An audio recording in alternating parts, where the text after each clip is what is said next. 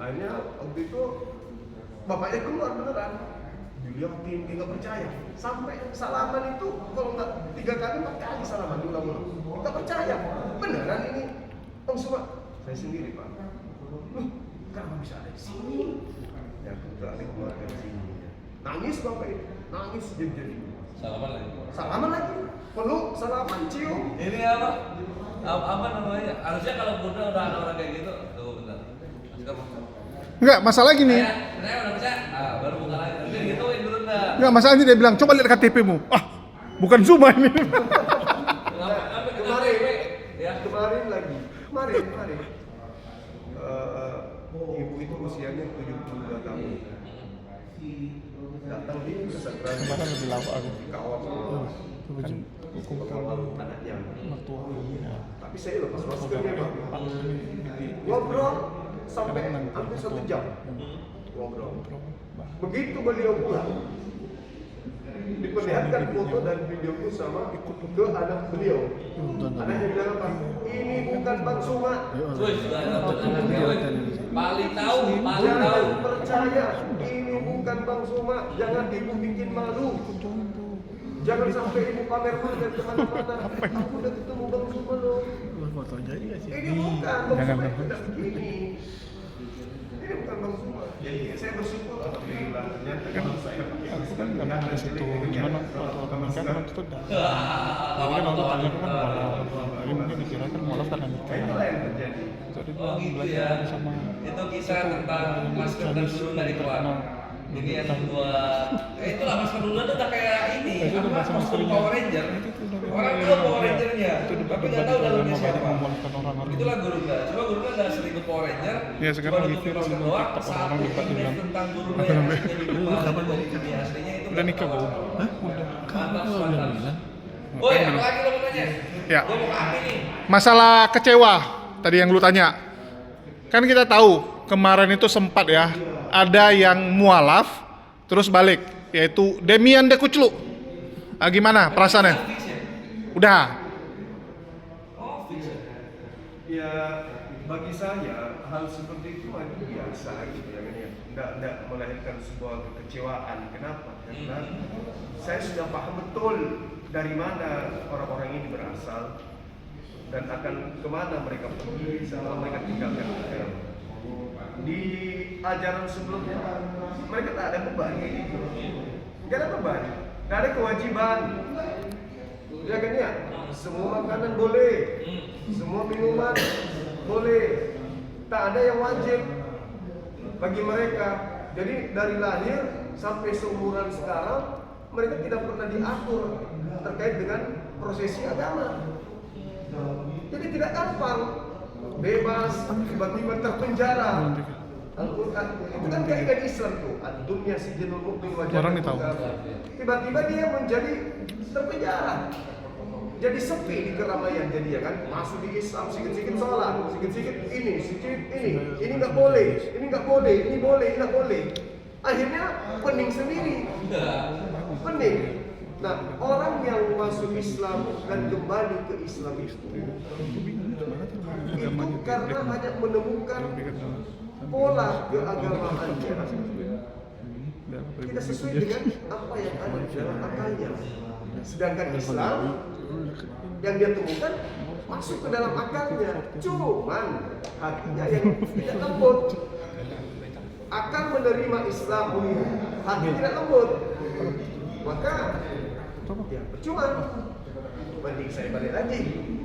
Karena kalau saya tetap Islam, sholat tidak, ini tidak, dan saya merasa gusar dengan kewajiban ini, mending sekali saya lepas kembali atau menjadi ateis. Jadi kejadian seperti itu sudah biasa terjadi. Iya, jadi nggak perlu pakai kecewa, Jul, kayak gitu doang. James, latte nitip. Woi, latte nitip. Mantap, thank you. Jadi bukan sesuatu hal masalah biasa, itu sudah pernah terjadi. Yang penting satu, ketika mereka murtad, jangan nyerang Islam. Yes. Itu aja. Jangan nyerang Islam. Siapapun yang murtad jangan nyerang Islam itu karena Nabi berkata 3 hal yang membuat orang itu sekarang ini salah satunya adalah murtad, lalu kemudian dia Menyerang Islam. menyerang Islam. Apalagi Jul, ngomong ke api nih. Ini udah kapi. Yo Guruna, sudah masuk saatnya ke waktu. Tadi kan kilas balik bagaimana Guruna terjun ke dunia ini, Ikhwan, dan alhamdulillah seru banget ceritanya. Kita lanjut sekarang ketika Guruna mencetuskan untuk dibentuknya sebuah yayasan berlandaskan hukum bagi para mujahidin Gasul Fikr yang sekarang disebut apologet ini. Itu sejarahnya gimana Guruna? Iya. Jadi sebelumnya kan saya sudah diajak masuk organisasi-organisasi yang bergerak di bidang mualaf. Betul, gue sebagai saksi Ikhwan. Terus Contoh misalnya di MCI. MCI saya sebagai ketua Sulawesi Selatan. Kemudian YPM At-Tauhid. ya. Saya ketua wilayah 5. Kemudian MMCI. Saya sebagai pendiri dan juga sebagai ketua. Namun di semua kelebihan organisasi ini, ya CCT juga. Waduh, disebut. Ya, CCT juga saya di situ sebagai Dewan Suro. Ya, ada beberapa teman sahabat kita seperjuangan yang masih ada di sana sampai hari ini. Ini nggak dibilang ketua pembina. Bagi CCT di sana. Nah, saya melihat di kesemua kelebihan yang dimiliki yayasan bergerak di bidang mu'alaf ini, pergerakan apologet ini, itu ada satu yang kurang. Kok udah balik? Ada yang satu yang kurang. Yang kurang itu adalah pergerakan nyata. Pergerakan nyata. Sama seperti ketika saya di MCI atau di MMCI, itu hanya banyak berteori. Banyak berteori. Artinya maksudnya banyak berteori itu lebih banyak menyampaikan tanpa ada tindakan. Lebih banyak kajiannya. Tanpa ada tindakan. Nah, ada juga organisasi yang tindakan mulu di lapangan, tapi kemudian Pembekalan materinya itu nihil, kurang. Nah, saya mencoba ketika ada tawaran membentuk yayasan apologet Islam Indonesia ini, saya mencoba untuk meramu bagaimana dengan yayasan apologet Islam ini benar-benar pergerakannya itu menghadirkan kesadaran mutlak kepada orang Islam khususnya di Indonesia tentang keadaan lintas agama ini. Artinya bahwa saya dengan apologet Islam, API, umat Islam itu benar-benar sadar bahwa memang harus ada pergerakan ini. Kalau dulu misalnya pergerakan MCI, orang cuma tahu oh ada MCI, ya udah. Ada yang bidang mualaf, oh udah. Tapi kalau dengan adanya API ini saya berharap menjadi wadah konsentrasi umat Islam untuk kemudian menghalau pergerakan pemurtadan dan pendangkalan akidah. Karena itu tidak pernah bisa kita hentikan.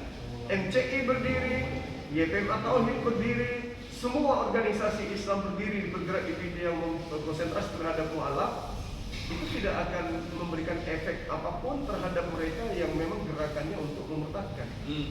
Tidak. Silakan aja kamu bersyahadat di mualaf, silakan kau di Arimatea, silakan ini. Tapi perlawanan nyata di hadapan mereka itu bukan nggak ada, tapi mereka nggak merasa ngefek.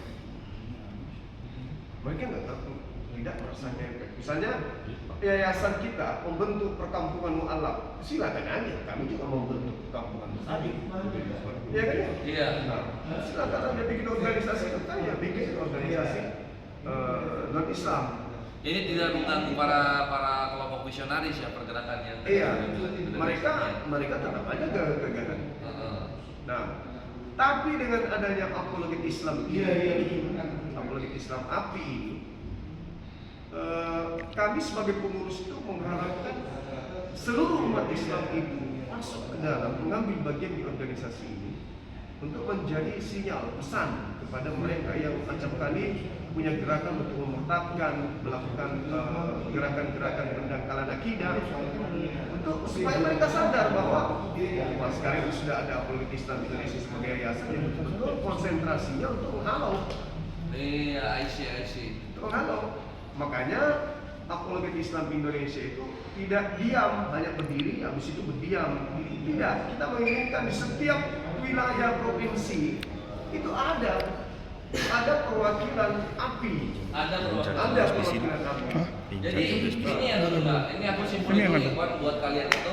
Kalau misalnya ketika Gurunda melihat pergerakan di yayasan pembinaan mualaf yang lain, pembinaan mualaf itu tidak membendung para misionaris untuk melakukan pemurtadan. Sedangkan di API kita lebih agresif untuk melawan si pemurtadannya gitu. Jadi selain pembinaan mualaf, kita juga selalu mempunyai cara-cara kreasi yang aktif dan juga tetap di bawah hukum karena untuk memberantas